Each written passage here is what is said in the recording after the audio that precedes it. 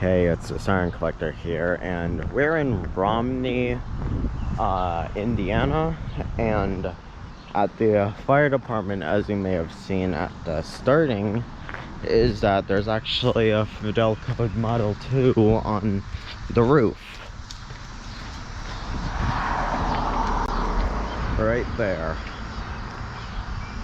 Here's the fire department area. Here's the town hall area. It's right up there. You can see the long legs of it, kind of. See? Randolph Township Fire Department. Established 1948. And I can't back up too much because I'm right by the side of the road. But it's right up there. So yeah. You can clearly see the